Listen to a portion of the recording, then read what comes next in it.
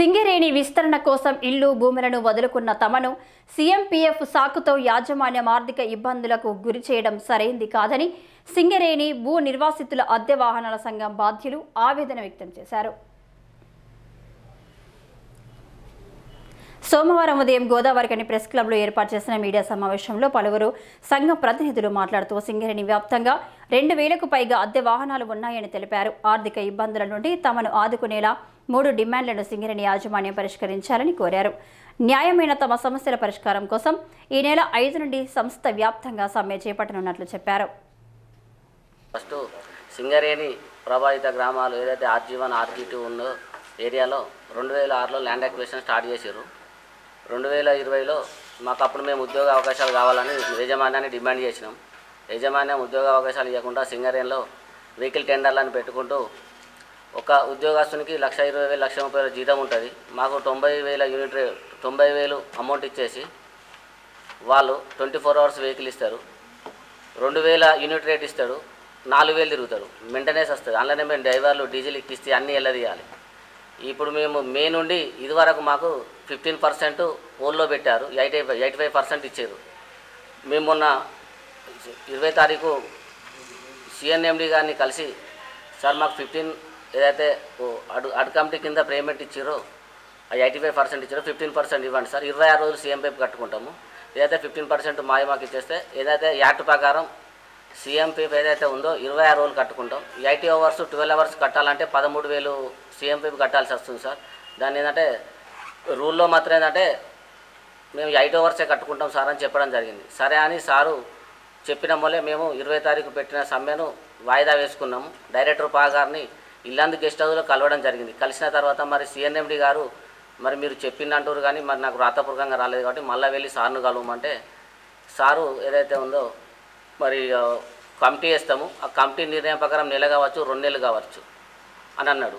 అంటే ఆ 2 నెలలు మేము బండ్లు నడిపే పరిస్థితి లేదు. ఎందుకంటే ఫైనాన్స్ కట్టకపోతే బండ్లు గుంజుకుపోయే పరిస్థితి ఉంది.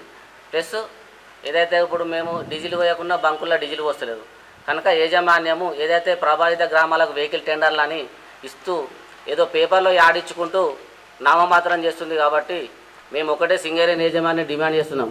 సింగరేణి ప్రభావిత గ్రామాలను చులకనగా చూడకుండా ప్రతి ఏరియాలో భూ నిరాశ్రితులతోని ఒక కమిటీ వేసుకుంటూ ప్రతి నెల ఒక్కసారన్నా మీటింగు పెట్టి వారి సాధక బాధలు చూడాలని యాజమాన్యాన్ని డిమాండ్ చేస్తూ రేపు జరగబోయే 5 తారీఖు సమ్మెను మరి పెద్ద మొత్తంలో మేము సమ్మె చేయడానికి సిద్ధంగా ఉన్నాం. అవసరం అంటే బండ్లు కూడా తీసుకుపోయే పరిస్థితి ఉంది. బండ్లు నడిపించే పరిస్థితి లేదు. మా డిమాండ్లు 3 డిమాండ్లు పరిష్కరించని ఎడల 5 తారీఖు రోజు ఆల్ ఏరియా టోటల్ సింగరేణి వ్యాప్తంగా సమ్మెకు పోవడానికి ప్రభావిత గ్రామాలందరం కూడా నిర్ణయించుకోవడం జరిగింది. మేము గత 11 నెలల నుంచి ఈ సింగరేణి CMPF అనే ఒక సాకు చూపించి మా సింగరేణి భూ నిర్వాసితుల అద్దె వాహనాలందరినీ కూడా విచ్ఛిన్నం చేసి ఆర్థికంగా చాలా నష్టపోయి ఉన్నాం ఆ CMPF వల్ల. దానికి మేము సుప్రీంకోర్టు వెళ్ళడం జరిగింది. ఆ సుప్రీంకోర్టు మాకు 16 తారీఖు నాడు ఒక ఆర్డర్ వేసింది. వాళ్ళు సంవత్సరం నుంచి మే 23 నుంచి CMPF కట్ చేస్తామని చెప్పేసి 15% హోల్లో పెట్టి మాకు 2 నెలలకు ఒకసారి బిల్లులు ఇవ్వడం జరుగుతుంది. దానివల్ల మేము అప్పులు తెచ్చి ఈడ ఫైనాన్స్ తెచ్చేసి మేము బండ్లు ఇప్పుడు సంవత్సరం సంది నడుపుతున్నాం. దానివల్ల మేము ఆర్థికంగా చాలా నష్టపోయి ఉన్నాం. ఈ ఏప్రిల్ నుంచి ఈ ఏప్రిల్ 24లో మాకు సుప్రీంకోర్టు మా కేసు డిస్పోజ్ చేయడం జరిగింది. కాబట్టి ఈ 24 ఏప్రిల్ నుంచి మేము CMPF కట్టుటకు అనుకూలం అని చెప్పేసి CMD సార్కు పలుమార్లు విన్నవించుకున్నాం. ఆయన కూడా అడక్ పేమెంట్ ఇచ్చడానికి సానుకూలంగా ఉన్నా కూడా కార్పొరేట్లో ఉన్న కమిటీ మాత్రం దానికి ఒప్పుకోవడం లేదు. మేము పదే ఒక పలుమార్లు విజ్ఞప్తి చేసినా కూడా మమ్మల్ని పక్కకు పెట్టి మేమైతే పైసలు అయితే ఇవ్వలేమని చెప్పేసి కంపల్సరీ CMPF కట్టడం అని చెప్పేసి చెప్పడం జరిగింది. కానీ గతంలో మేము ఇదే విధంగా సమ్మె చేస్తే కొన్ని కొత్త రేట్లను మాకు అనుకూలంగా చేశారు. కానీ లైవ్ ఉన్న బండ్లకు మాత్రం పక్కన పెట్టి కొత్తగా పిలిచే బండ్లకు మాత్రం రేట్లు పెంచారు.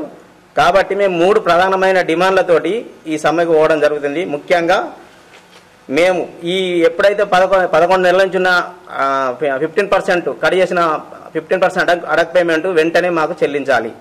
రెండవది 26 రోజుల 30 రోజుల పనిదినం లేబర్ యాక్ట్ ప్రకారం 36 రోజుల పనిదినం ఎవరు కూడా చేయదు. 26 మాస్టర్లు వేస్తారు. కాబట్టి 26 రోజులకే CMPF కట్ చేయాలి, అది కూడా బేసిక్ వేసి మీదనే కట్ చేయాలి. ఈ విధంగా ఇంకోటి 1.5 కాకుండా 1.0 తోటే 0 తోటి 12 అవర్స్ బండికి CMPF కట్ చేయాలి. మూడోది ఏంటంటే ఏదైతే లైవ్ బండ్లకు కొత్త బండ్లకు ఏదైతే రేట్లు పెంచి ఇచ్చారో ఇప్పుడు ప్రస్తుతం నడుస్తున్న బండ్లు ఇప్పుడు మేము నడుపుతున్న బండ్లకు మాత్రం CMPF కట్టాలంటే మాత్రం పెంచిన రేట్లను మాత్రం ఇప్పటి నుంచి వెళ్ళి మాకు మే 23 నుంచి వెళ్ళి ఖచ్చితంగా అమలు పరిస్తేనే మేము ఇప్పుడున్న బండ్లను మాత్రం నడిపే పరిస్థితి ఉంది కనుక, లేనిచో మేము ఇప్పటికే చాలా అప్పుల పాలైనాం. అందరం భూ నిర్వాసితులం. మేము చాలా ఘోరంగా నష్టపోయినాం. ఇండ్లు ఇచ్చి, భూములు ఇచ్చి, వ్యవసాయ భూములు ఇచ్చి అన్ని కూడా కుల వృత్తులు అందరం కూడా నష్టపోయి మాకు ఏదో వెల్ఫేర్ కింద ఉపాధి కింద అని చెప్పేసి మమ్మల్ని ఈ రకంగా బండ్లు ఇచ్చి నానా ఇబ్బందులు పెట్టుకుంటూ చాలా ఘోరమైన పరిస్థితుల్లో వీధన పడే పరిస్థితి ఉంది కనుక ఈ విలేకరుల సమావేశంలో అద్దె వాహనాల సంఘం రామగుండం రీజనల్ బాధ్యులు తోట సమ్మయ్య, సుందిల నాగరాజు, తాళ్లపల్లి చంద్రయ్య, తోడేటి సదానందం, గోనె కుమార్, డబ్బెట మల్లేష్, వడ్లకొండ రాజు, జి శ్రీనివాస్, తోట సంపత్ తదితరులు ఉన్నారు.